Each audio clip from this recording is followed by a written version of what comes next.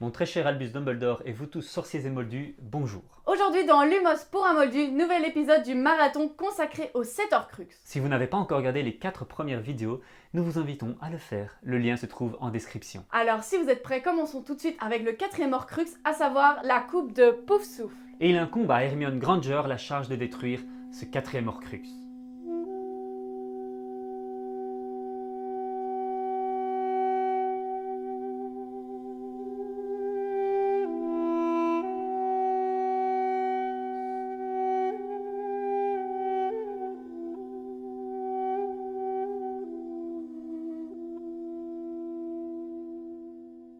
Les coupables du péché d'avarice sont face contre terre. Comme nous l'avons vu dans l'épisode précédent, le 4e Horcrux, la coupe de Helga Poufsouffle, est volé par Voldemort en même temps que le médaillon de Serpentard. La coupe est alors en possession de la riche collectionneuse Hepzibah Smith, descendante prétendue de la noble lignée de Helga Poufsouffle. La coupe dorée peut donc en quelque sorte symboliser l'avarice et le besoin d'accumulation, comme en témoigne la description de la maison de Hepzibah, remplie de babioles et d'objets de collection d'une valeur inestimable. Voldemort confie ensuite la coupe de Poufsouffle à Bellatrix Lestrange, sa fidèle adepte. Celle-ci va cacher la précieuse relique dans sa chambre forte à Gringotts, qui est gardée par un dragon. Or, quel autre endroit mieux qu'une chambre forte peut symboliser le péché d'avarice, d'attachement excessif à l'argent et du désir compulsif d'accumulation? La banque Gringotts symbolise donc l'exacerbation du sentiment d'avarice. Et si Voldemort fait le choix de ce lieu pour cacher l'un de ses Horcruxes, c'est parce que l'institution de Gringotts est l'un des piliers solides du monde des sorciers. La banque est symbole de prospérité et de grandeur. Voldemort, qui a grandi parmi les Moldus, à l'écart de ce monde, ne se sent pas légitime dans la communauté des sorciers. Il ressent donc le besoin de mêler une part de son âme à cette institution. Cela lui donne sans doute l'illusion d'appartenir à ce monde, comme l'a très bien compris Harry. Je crois qu'il aurait envié quiconque avait une clé donnant accès à une chambre forte de Gringotts. Je pense qu'il aurait considéré cela comme un symbole d'appartenance au monde des sorciers. Harry soupçonne Voldemort d'avoir choisi la banque Gringotts pour dissimuler la coupe, car pour lui, posséder une clé ouvrant une chambre forte à Gringotts serait le symbole d'appartenance au monde des sorciers. Dès lors, qui d'autre que Hermione Sang-de-Bourbe serait mieux désignée pour détruire cet Horcrux? Aux yeux des familles conservatrices de sang pur, Hermione est totalement exclue du monde des sorciers. Mais Hermione le clame haut et fort « Je suis Sang-de-Bourbe et fière de l'être !» C'est pour cela qu'il lui incombe la charge de récupérer la coupe dans le coffre de Bellatrix, ennemie absolue de tous les Sang-de-Bourbe. La coupe de Poufsouffle surplombe ainsi l'amas d'objets précieusement gardés dans le coffre. Mais intéressons-nous un peu maintenant sur le symbole même de la coupe. Cette configuration de la coupe dorée conservée dans un lieu clos, protégé des regards, fait directement référence à une autre coupe largement connue dans la littérature ésotérique et spirituelle. Il s'agit évidemment du Graal, dont voici une représentation datant de 1655, intitulée « Dans un jardin paradisiaque fleurit la rose issue du Graal » ou « Comment restaurer l'Éden au sein de l'âme humaine ». Cette illustration représente un jardin fermé, caché à la vue des impies, au centre duquel une rose d'une absolue perfection pourvue de 2 rangées de 5 pétales imbriqués s'épanouit à l'intérieur du Graal dans lequel elle a été plantée. Sous cette forme simple et délicate, l'artiste est parvenu à traduire les notions de totalité, de centre, de source et de creuset.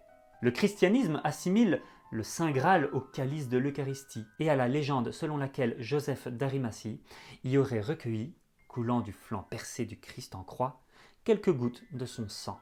Le Graal, dans lequel fleurit la rose de perfection, est le symbole de la totalité.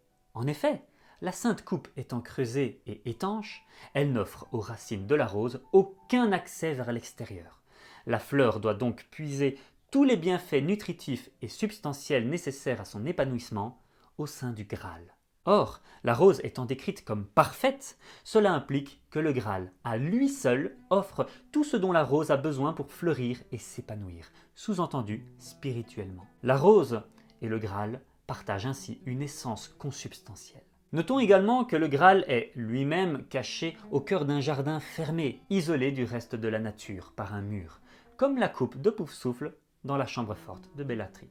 Des arbres poussent à l'extérieur du jardin, des fleurs sauvages poussent à l'intérieur de celui-ci, mais seule la rose enfouit ses racines dans le creuset du Graal, constituant ainsi sa seule source nutritive. Ce calice symbolise ainsi la coupe de la connaissance ultime dans laquelle tant d'hommes ont tenté de s'abreuver. D'ailleurs, la littérature médiévale a fait du Graal l'objectif mystique de la quête chevaleresque. La quête du Graal est longue et fastidieuse. Elle requiert à la fois de l'humilité et du courage, imposant souvent des détours dans les méandres du psychique. Parmi les périls à surmonter, il faut compter des ponts à franchir, des murs à faire tomber et des monstres à soumettre. Le trio se rend donc dans le jardin fermé à la vue des impies, la chambre forte de Bellatrix, dérobe la coupe de Poufsouffle et soumet le dragon pour s'évader sur son dos. Ce chapitre a tous les traits d'une aventure épique, digne de la quête du Graal. Je précise que nous aurons l'occasion de parler de la scène du dragon dans une autre vidéo. Mais pourquoi la coupe de Poufsouffle sied bien à Hermione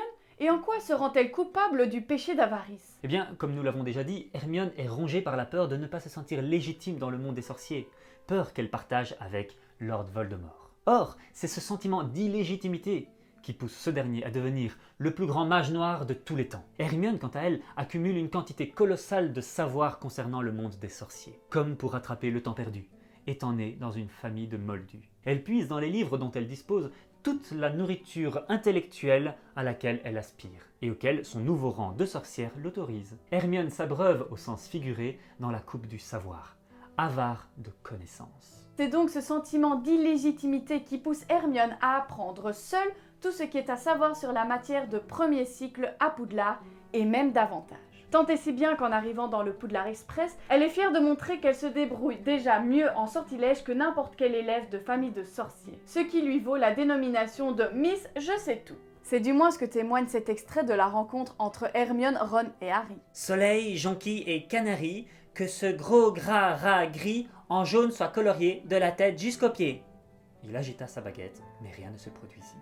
C'est ça que tu appelles jeter un sort, dit la fille. Pas très brillant comme résultat. Moi, j'ai essayé de jeter des sorts pour m'entraîner et à chaque fois, ça a marché. Et personne n'est sorcier dans ma famille, hein. Le fait d'avoir été ainsi tourné en dérision par une jeune élève issue d'une famille de moldus accentue la honte de Ron et engendre le sentiment d'exaspération et d'animosité envers la jeune fille. Il ira jusqu'à la rejeter, blessant la pauvre enfant qui ne cherche au fond que le moyen, certes maladroit, de s'intégrer dans ce nouveau monde qu'elle découvre. Ça ne m'étonne pas que personne ne puisse la supporter, dit Ron à Harry à la fin du cours. C'est un vrai cauchemar, cette fille-là. Quelqu'un les dépassa en bousculant Harry. C'était Hermione, elle était en larmes. Cette remarque renforce le sentiment de solitude et d'illégitimité de Hermione, qui ne parvient pas à trouver sa place dans la communauté des sorciers. En effet, et d'ailleurs pour ces raisons, Hermione accumule au fil des années une quantité colossale d'informations sur le monde des sorciers, allant jusqu'à renier symboliquement ses origines en modifiant les souvenirs de ses parents pour les préserver de Voldemort. Notons par ailleurs que Voldemort renie également toutes ses origines moldues, mais lui en tuant tous les membres de sa famille paternelle. Heureusement qu'Hermione n'est pas allée jusque-là. J'ai aussi modifié les souvenirs de mes parents pour les convaincre qu'ils s'appellent en réalité Wendell et Monica Wilkins. Wendell et Monica Wilkins ne savent pas qu'ils ont une fille. Tu comprends ? Il incombe donc à Hermione la charge de détruire la coupe de ses propres mains. Cet Horcrux représente en effet métaphoriquement cette soif avide et insatiable de savoir. Or, cette soif dévorante témoigne d'un attachement excessif et compulsif au savoir matériel. Pour se libérer de ce péché d'avarice, Hermione doit apprendre à se détacher de la coupe du savoir pour s'éveiller à la vraie connaissance enfouie en elle. Attends, tu peux m'expliquer la différence entre le savoir et la connaissance? Parce que dit comme ça, c'est pas ultra clair, hein? Le savoir relève du domaine de l'érudition, c'est-à-dire d'une somme de notions et de concepts acquises par l'étude. Le travail mental analytique s'effectue ensuite et la compréhension fragmentaire qui en résulte forme ce que l'on appelle la personnalité cognitive acquise d'un individu. Le savoir, qui est à la base des sciences par exemple, n'ont ni permanence ni stabilité définitive. Le savoir est limité et relatif, et sujet à caution par sa remise en question permanente. Le savoir est fondé sur l'observation de phénomènes isolés. Il est accumulation des données fournies par l'observation et stocké par la mémoire, ce en quoi il est éphémère et limité. Il est lié à la notion d'avoir. On possède un savoir. La connaissance relève quant à elle d'une autre démarche. Connaître, ce n'est pas apprendre et loger quelque part dans le cerveau des notions qui disparaîtront à la mort. Symboliquement, connaître, c'est naître avec. C'est ouvrir les yeux sur la nature d'une chose comme si l'on naissait avec elle. De telle manière que cette perception réveille la conscience de ce qu'il y a d'analogue en soi. La connaissance n'est donc pas une science, un savoir que l'on acquiert, mais un état d'être, l'état d'identification. Or, s'identifier à quelque chose, c'est s'unifier avec cette chose, c'est se fondre avec elle. En résumé donc, savoir est du domaine de l'avoir, connaître est du domaine de l'être. Mais tous deux relèvent d'une réalité complémentaire, l'une extérieure à soi, l'autre intérieure. Dit comme ça, c'est encore moins clair. Il ne reste plus qu'à expliquer en quoi les coupables du péché d'avarice se retrouvent face contre terre, comme expliqué dans l'œuvre de Dante. Parfait. Eh bien, l'état prosaïque du savoir, très terre-à-terre vers lequel tend Hermione, témoigne de son matérialisme et de l'emprise du positivisme sur ses actes. Son esprit reste profondément ancré à terre, son regard symboliquement tourné vers la matérialité du monde. Son rapport avec le savoir l'empêche de s'ouvrir à une connaissance plus intuitive et spirituelle. Hermione doit donc apprendre à quitter la terre pour s'élever vers le ciel. Donc en gros, Hermione doit détruire la coupe de Poufsouffle pour s'éveiller à sa connaissance intérieure. Oui, car la coupe symbolise son besoin compulsif d'accumuler les savoirs, l'empêchant de s'ouvrir à elle et de découvrir ce qu'elle loge en son cœur. Et d'ailleurs, elle y est aidée par Ron pour qu'il nourrit des sentiments d'amour refoulés. C'est au moment de détruire l'Horcrux que Hermione prend soudain conscience ou assume pleinement son amour pour Ron. Son contraire sur le plan intellectuel et symbolique. Mais comme dit le proverbe, le cœur a ses raisons que la raison ignore. Oui, Hermione s'éveille à la connaissance non rationnelle enfuie en elle, ce sentiment profond d'amour. Cet acte libératoire et purgatif scelle ainsi le couple alchimique du mercure et du soufre, Hermione et Ron. En détruisant la coupe de Poufsouffle, Hermione parvient à dépasser ce sentiment d'illégitimité qu'elle comblait par un besoin compulsif d'accumulation, chose que Voldemort n'a pas été capable de faire. Hermione abolit de ce fait la distinction qui existe entre les enfants issus de familles de sorciers et enfants issus de familles de moldus, entre sang pur, sang mêlé et sang de bourbe. En détruisant la coupe des savoirs illusoires et matérialistes, et en s'ouvrant à la connaissance de soi qui est universelle, Hermione prend soudain conscience que toutes ces différences ne sont qu'illusions, puisque qui que nous soyons, nous partageons une même essence, une même âme, une connaissance commune. Ainsi, point de différence entre sorciers et moldus. Nous sommes tous les enfants d'une même humanité, les pieds ancrés sur la terre, la tête dirigée vers le ciel. Pour toutes ces raisons, il incombe à Hermione Granger la charge de détruire la coupe de Poufsouffle. Merci professeur Dumbledore pour vos enseignements. Et votre sagesse. Vous resterez à jamais dans nos mémoires et nos cœurs. Voilà, nous avons tenté de dire. Ainsi s'achève cette nouvelle vidéo consacrée à la coupe de Poufsouffle. Je rappelle enfin que l'interprétation d'un symbole reste personnelle et tutti quanti. Et si vous avez aimé cette vidéo, n'hésitez pas à la liker et à vous abonner à notre chaîne YouTube et Instagram. Nous rappelons que le meilleur moyen de nous faire connaître est de parler de nous autour de vous. Et pour celles et ceux qui préfèrent la lecture au coin du feu, nous rappelons que toutes nos analyses sont disponibles dans le livre officiel de Lumos pour un Moldu, Harry Potter et le secret des alchimistes. Le lien est en description. Merci et nous vous disons à très bientôt pour le prochain épisode du marathon Les 7 Horcruxes qui sera du coup consacré au diadème de Serre d'Aigle. C'était Moony Et Phoenix, nous sommes frères et sœurs. dans Lumos pour un Moldu. Allez. Attends. Et n'oubliez pas, il vous incombe à tous la charge de détruire vos Horcruxes personnels pour tendre vers une société plus juste. Alors faites la lumière en vous et restez digne en toutes circonstances. Gardez éveillé le sorcier qui sommeille en vous. Restez magique. Allez. Tchuss les moldus. Allons découvrir le pop du jour. Qui est ce jeune homme? On dirait Neuville. C'est Neuville. Oh voilà, ça je trouve.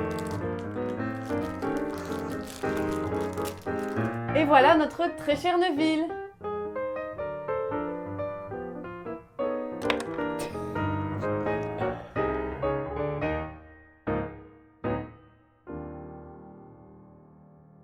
Et personne n'est sorcier dans ma famille, hein. Allô quoi.